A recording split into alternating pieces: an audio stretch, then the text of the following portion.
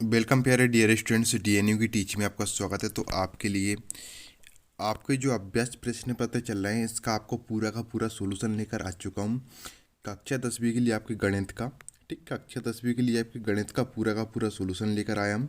तो जैसा कि आप यहाँ पर देख सकते हैं, सेट बी का मैं आपको यहाँ पर सॉल्यूशन बताने वाला हूँ। इससे पहले मैं आपको ये भी बता दूंगा, अगर आप सेट ए, सेट सी और सेट डी का भी देखना चाहते हैं तो आप किस तरीके से देख पाएंगे। तो आपको एक ही वीडियो में एकदम पूरा का पूरा सॉल्यूशन मैं बताऊंगा। वीडियो में आपको एंड तक बने रहना है। और जो भी छात्र इस चैनल से पहली बार जुड़ रहे हैं कृपया चैनल को सब्सक्राइब कर लीजिएगा। सब्सक्राइब करने के बाद आप नोटिफिकेशन बेल को भी ऑल प्रेस कर लेना है, जिससे आपको इसी तरह की आपको कंप्लीट सॉल्यूशन की वीडियो मिलती रहे। और एक और बात आपके लिए यहाँ पर कहना चाहूँगा कि जो भी छात्र आपको यहाँ पर जो मैं सॉल्यूशन बताऊंगा, अगर आप इस सॉल्यूशन की पीडीएफ वगैरह भी डाउनलोड करना चाहते हैं तो आप कर सकते हैं। इसकी लिंक मैं आपको वीडियो को के डिस्क्रिप्शन दे दूंगा, टेलीग्राम की लिंक, ठीक है। टेलीग्राम पर आप क्या बिल्कुल पीडीएफ वगैरह डाउनलोड कर सकते हैं। टेलीग्राम की लिंक वीडियो के डिस्क्रिप्शन में है, ठीक है। वहाँ से आप टेलीग्राम ग्रुप ज्वाइन कर लीजिएगा। तो हम बिना टाइम वेस्ट किए यहाँ पर सॉल्यूशन देखते हैं। तो जैसा कि आपको यहाँ पर क्या दिया है, पहला ही क्वेश्चन दिया है।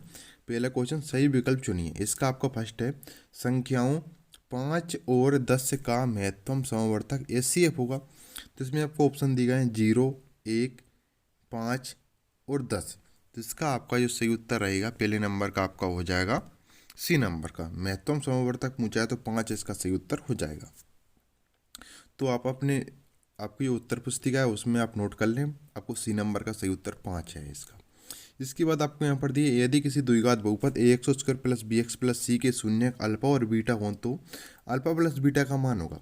अल्फा प्लस बीटा का मान होता है माइनस बी एको में, यानी सी नंबर का आपका सही उत्तर होगा। यहाँ पर मूलों का योगफल पूछा है आपसे, क्या पूछा है, मूलों का योगफल। मूलों का योगफल अल्फा प्लस बीटा बराबर माइनस बी एको में ए आपका हो जाएगा। अगर गुणनफल पूछते तो आपका क्या रहता है, सी एको में, लेकिन ये आपका पूछा नहीं है तो आप यहाँ पर नोट कर लें अपनी उत्तर पुस्तिका में, माइनस बी एको में इसका सही उत्तर रहेगा। बिल्कुल ठीक है, आपको टेंशन लेने की जरूरत नहीं है क्योंकि आपको बिल्कुल कंप्लीट उत्तर यहाँ पर बताए जाएंगे एकदम सही, ठीक है। इसके बाद आपको क्या दिया है, रैखिक समीकरण युग्म a1 x plus b1 y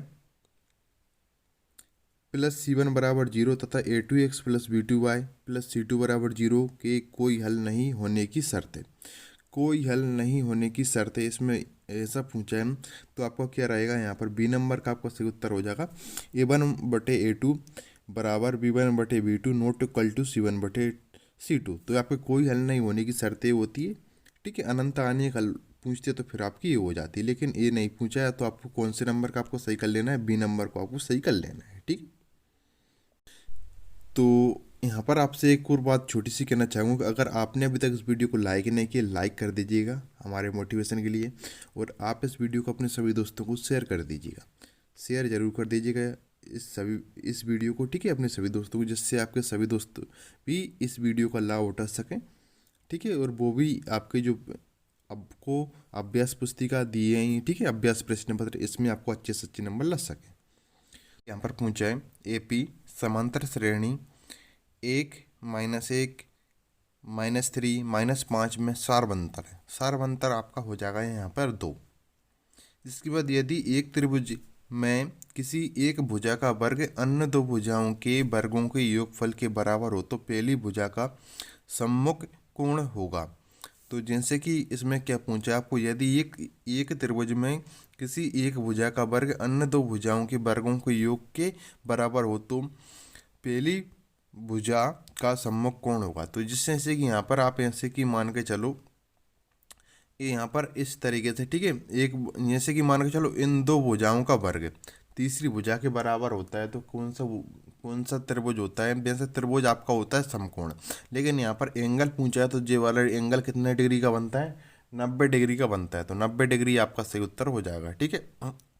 ये होता है आपका राइट एंगल ट्राइंगल में, यानी समकोण त्रिभुज में 90 डिग्री होता है, ठीक है। क्योंकि जैसे कि मान के चलो ये आपका एक पाइथागोरस प्रमेय में होती है और इसको त्रिपलेट भी होता है। मान के चलो एक भुजा गए 3 का स्क्वायर, एक है 4 का स्क्वायर, और आपको देखो सबसे बड़ी भुजा कौन सी होती है, कर्ण। तो अगर एक कर्ण का स्क्वायर 5 है तो इसका आपको 9, इसका 16 हो जाएगा, 4 का स्क्वायर इसका 25 हो जाएगा। तो ये दो भुजाओं का वर्ग तीसरी भुजा के वर्ग के बराबर होता है। देखो इस तरफ भी 25 आ जाएगा और इस तरफ भी 25 आ जाएगा, ठीक है। तो वीडियो को शेयर अवश्य कर दीजिएगा अगर आपने अभी तक नहीं किया हो तो।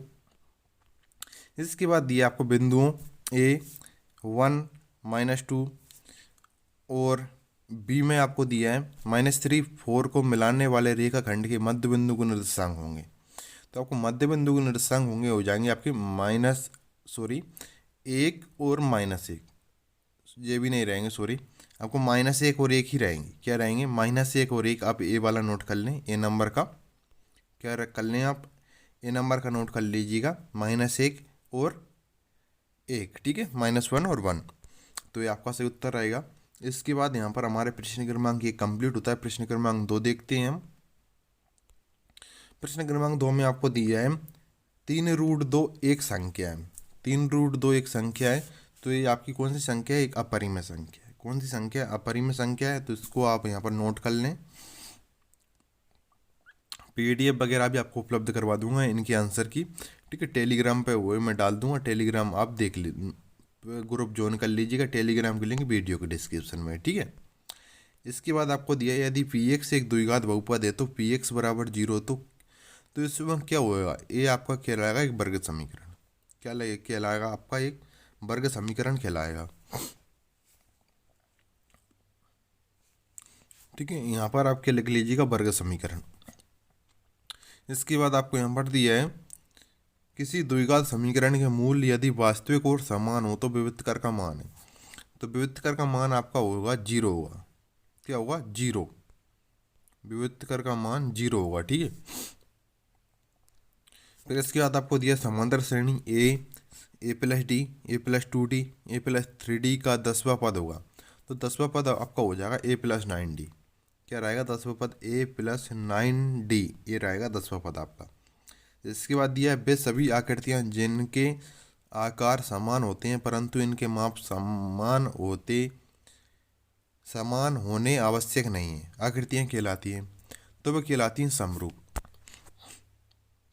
क्या कहलाती हैं? वो कहलाती हैं समरूप।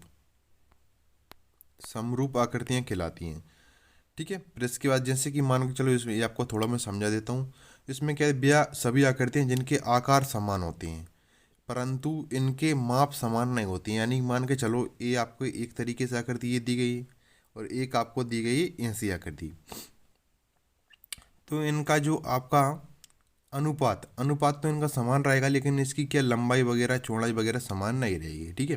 तो इनके क्या माप, जिनके आकार समान होते हैं, ठीक है। तो ये आपको एक ही आकार में, इसमें भी 3 भुजाएं, इसमें भी 3 भुजाएं, ठीक है, लेकिन इसकी लंबाई समान नहीं होगी। इनके बीच जो आपका वो रहेगा आपका इनका अनुपात, इन दोनों का अनुपात समान रहेगा, इसलिए क्या कहलाएंगी? ये समरूप आकृतियाँ कहलाती हैं। क्या कहलाती हैं? समरूप आकृतियाँ कहलाती हैं। समरूप को कुछ इस तरीके से हम दर्शा देते हैं, ठीक है।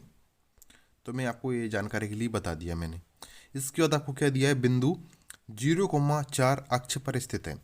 तो ये आपके कौन से हो जाएंगे? देखो,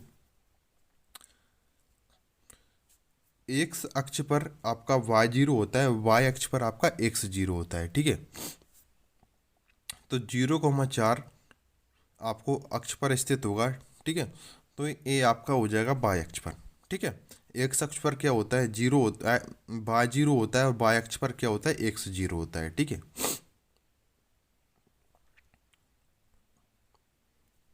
तो ये आपके यहाँ पर रहेंगे, ठीक है, कुछ इस तरीके से आप यहाँ पर लिख लीजिए आप।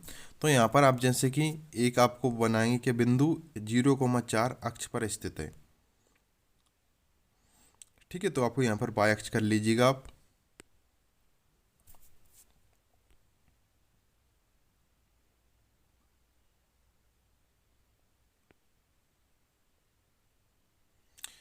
तो इसके बाद आपको यहाँ पर दिया है, इसके बाद यहाँ पर आप देखिएगा तो इसमें क्या दिया है आपको यहाँ पर?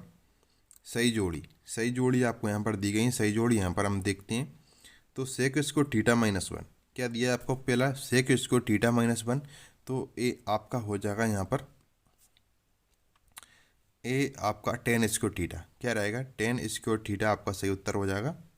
इसके बाद दिया है कोट थीटा। कोट थीटा को हम क्या लिख सकते हैं? 1/tan थीटा लिख सकते हैं। 1 - sin स्क्वायर थीटा, तो इसको आप जानते ही होंगे, ये आपका क्या होता है? Cos square theta.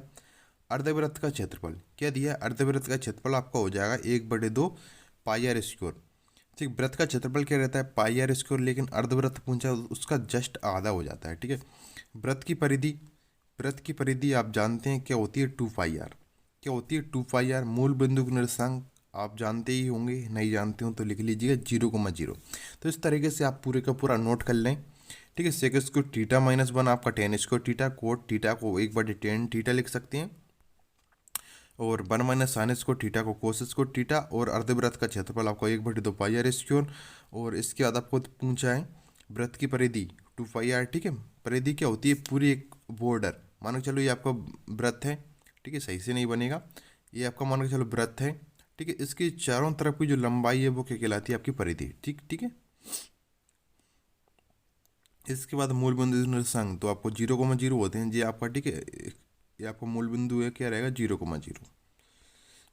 इसके बाद आपको दिया है यहाँ पर थे एक शब्द या एक वाक्य में उत्तर दीजिए। तो थेल्स प्रमेय का कथन लिखो। तो थेल्स प्रमेय का कथन मैं आपको बता दूंगा। ठीक है,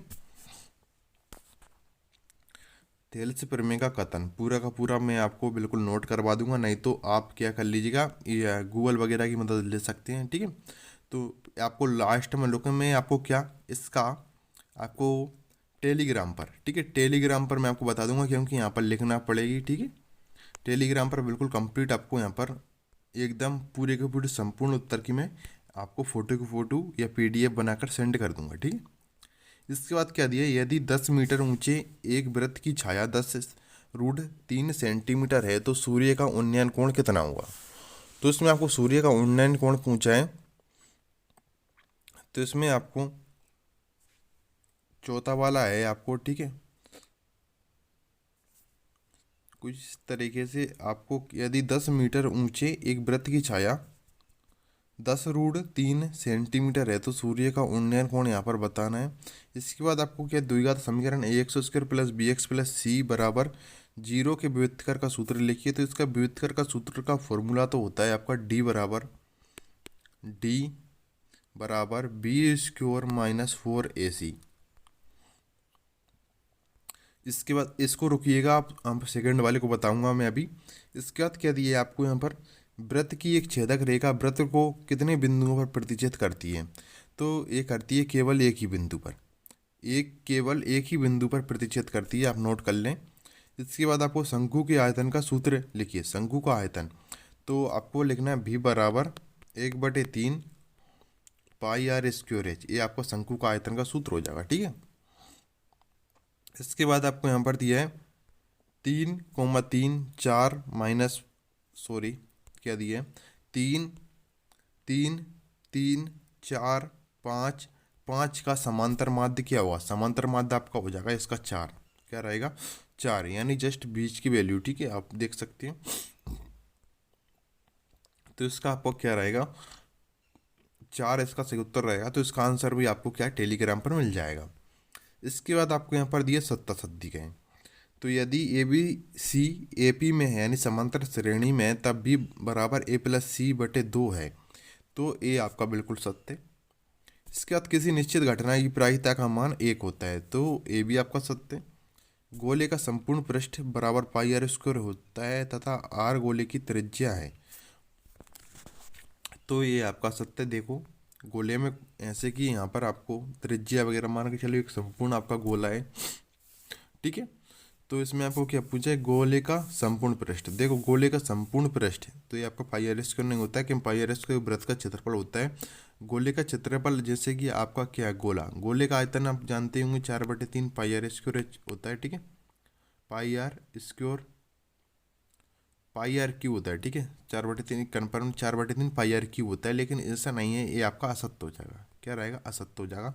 किसी वृत्त की अनंत स्पर्श रेखा हो सकती हैं, तो ये आपका सत्य है। ठीक है, क्या आपका रहेगा सत्य। ठीक है, इसके बाद आपको यदि किसी घटना की प्रायिकता पी है तो 0 p <1, तो ये भी आपका सत्य रहेगा।